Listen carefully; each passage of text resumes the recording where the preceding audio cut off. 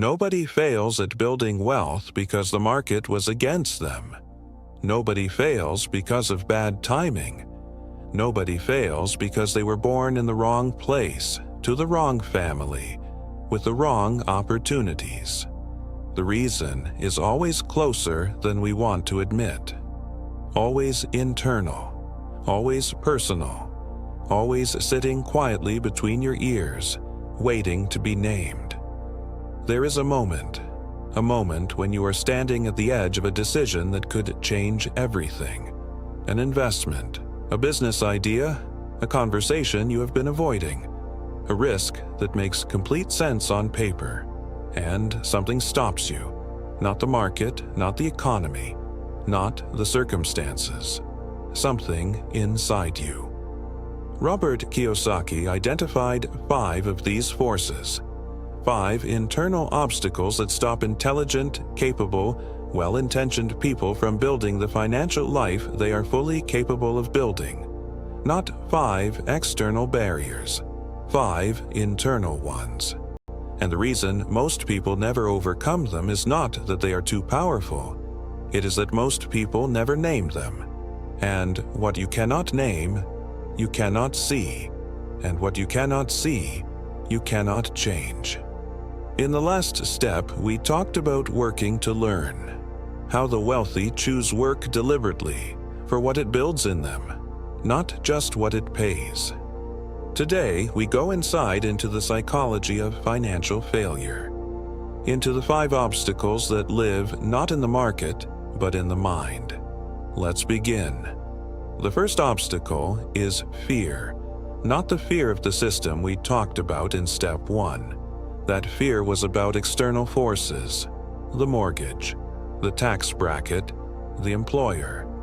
This fear is different. This fear is personal. The very specific, very physical fear of losing money, of being wrong, of making a decision that cannot be undone. And here is what most people never understand about this fear. It was not born in adulthood. It was born in childhood, in the conversations you overheard between your parents when money was tight, in the anxiety you absorbed without understanding what anxiety was, in the lesson you learned, not from words but from atmosphere, that money is something to be feared, protected, and never risked. Those lessons did not disappear when you grew up. They went underground, and now they surface every time a financial decision gets close enough to feel real. The fear is not irrational. It was rational once. In a context that no longer exists, the work is not to eliminate the fear. The work is to update the context. To ask not, what if I lose everything? But what is my maximum downside and can I survive it? The wealthy do not eliminate fear. They act alongside it. They feel it, acknowledge it, and move. Because on the other side of fear is where everything they want is waiting. The second obstacle is cynicism. The voice that says, "It won't work for me. The market is rigged. The wealthy have advantages I don't have." Cynicism sounds like wisdom. It sounds like someone who has seen enough to know better. But cynicism is just fear dressed in a suit. It is the story we tell ourselves to justify not trying, to protect our ego from the possibility of failure. In 2001, Amazon stock was trading at $6. Most people looked at it and said, that company is going to fail. The dot-com bubble just burst. Nobody is buying books online. This is too risky. The cynics were protecting themselves from the possibility of being wrong. By 2023, that same $6 stock was worth over $130. The cynic didn't lose money. They just didn't make any. And somehow, that felt like the smart choice. The antidote to cynicism is not optimism. It is analysis. It is doing the work to know whether the opportunity is real, instead of assuming it isn't. The third obstacle is what Kiyosaki calls busy laziness. Not the laziness of lying on a couch, something more subtle and far more dangerous.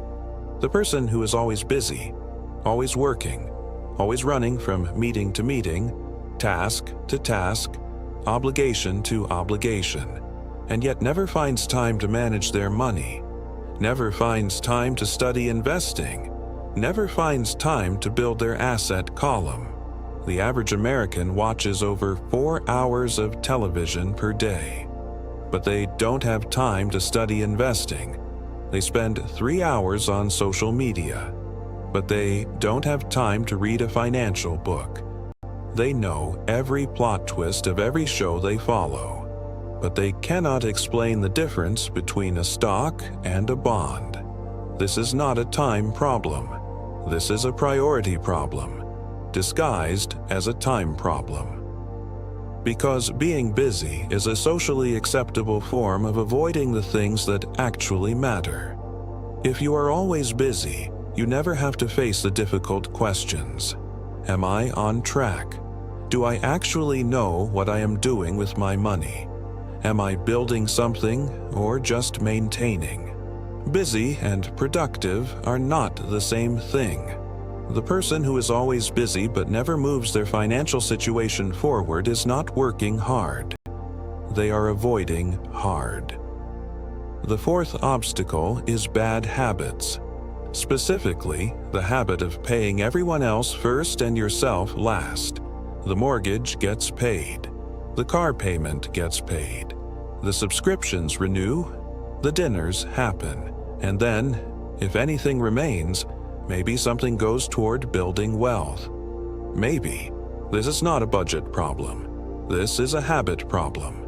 And like all habits, it feels normal because it is familiar, not because it is right. The wealthy have a different habit.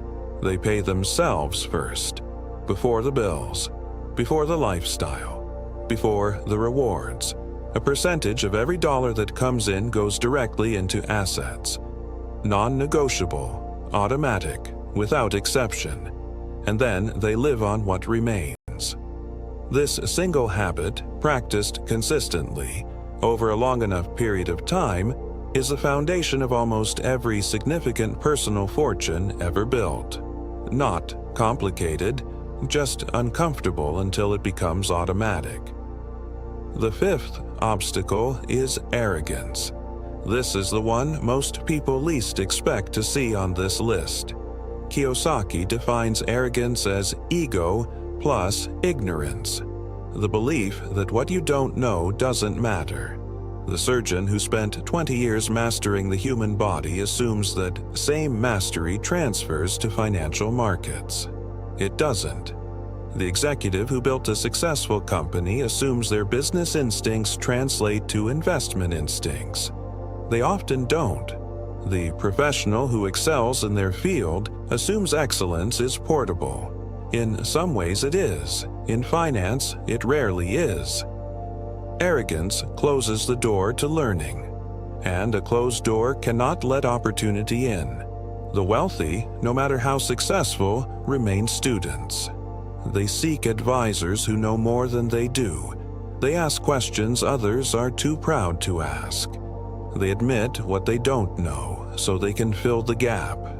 Because the gap between what you know and what you need to know is exactly the size of the opportunity you are missing. Here is what all 5 obstacles have in common. None of them live in the market. None of them live in the economy. None of them live in your bank account. They all live in the same place, between your ears. And the territory between your ears is the only territory you have complete control over. The market will do what the market does. The economy will do what the economy does. But what happens between your ears, that is entirely up to you. That is where wealth is built first, or where it is stopped, every single time. Here is your action for this week. Of the 5 obstacles, fear, cynicism, busy laziness, bad habits, arrogance, identify the one that shows up most consistently in your financial life. Just one. Don't try to fix all 5. write it down. Write one specific example of how it showed up in the last 6 months. And write one small action you can take this week to begin dismantling it. Because the obstacle is not the end of the path, it is the path. And the person who walks through it finds something on the other side that the person who turned back will never see. That moment I mentioned, the moment you were standing at the edge of a decision that could change everything, and something stopped you. Now you know what that something was.